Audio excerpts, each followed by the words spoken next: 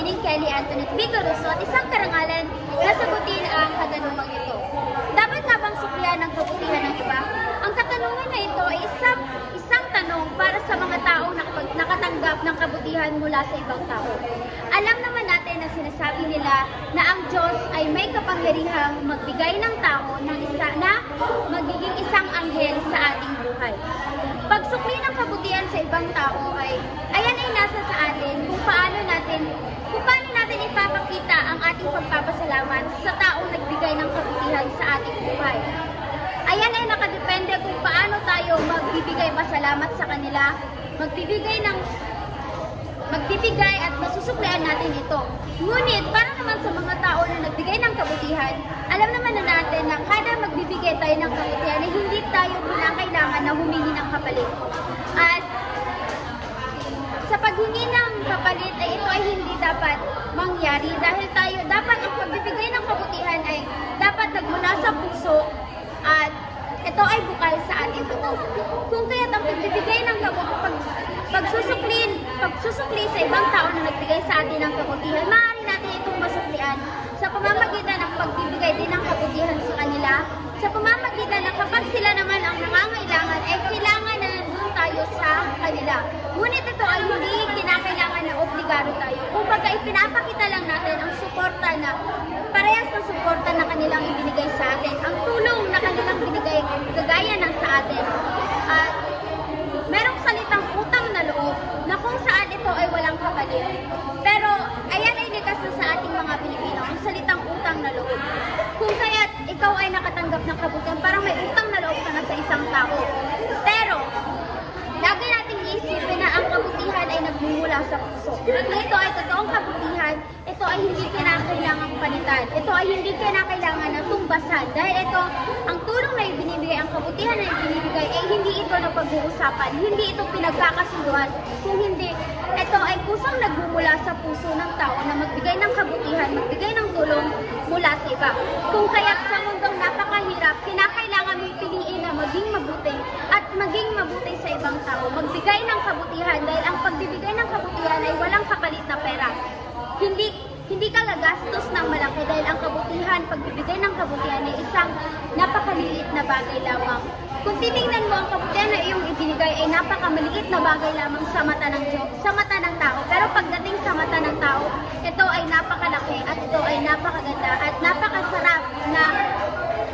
napakasarap sa puso na meron kang kabutihan na naibigay at meron kang kabutihan na namulong mula sa ibang tao. Na nakatulong ka sa mga may hirap, na nakatulong ka sa taong naghihirap. At pagbibigay ng kapalit sa mga taong naging mabuti sa iyo, ayan ay nakadepende sa iyo. Dahil ang kabutihan ay nagmumula sa puso. At ayun lamang, maraming salamat.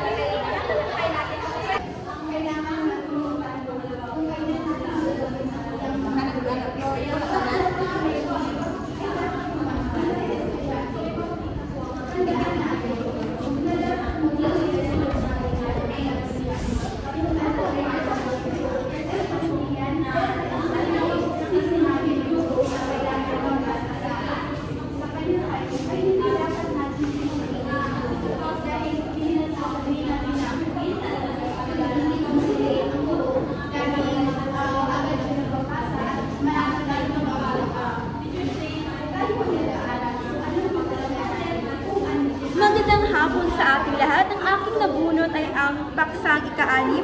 Ito ay kwento mo sa amin ang mainit o pinakamainit na balita sa kasalukuyang panahon. Bawat araw ay nagbising tayo sa mga balitang nakakalungkot, nakakasaya at nakakasakit ng damdamin.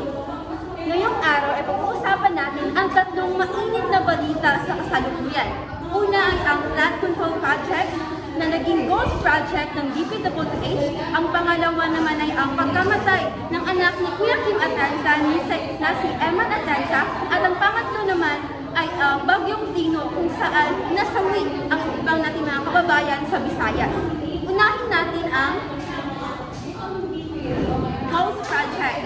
Ayon sa ulat ng DPWH, na-discover nila na may 421 na projects ang naging ghost project sa 8,000 na projects.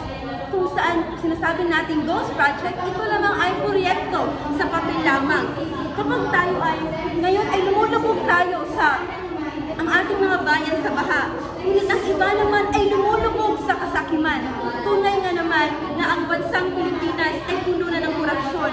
Kaya naman ito ay pinag-uusapan at isa sa mainit na balita sa kasalukuyang panahon. Ang pangalawa naman ay ang pagkamatay ni Eman Atienza, na siya ang kilala sa isa sa mga anak ni Kuya Kim, kung saan ito ay tungkol sa depresyon. Ito ay nagpapakita sa atin na dapat nating pahalagahan ang ating mga minamahal sa buhay dahil maaari itong mawala sa atin. At ang panghuli naman ay ang Bagyong Tingno, kung saan ito ay pumatay ng maraming tao, lalo na sa Canlaon at Visayas. Ito ay nagpapakita ng mga tunay na kalagayan ng ating lipunan, na kahit ng ganitong problema ay may pag-asa tayo na babangon ang ating bansang Pilipinas sa kasakiman.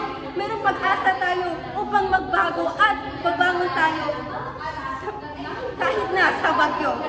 Maraming salamat sa iyong lahat.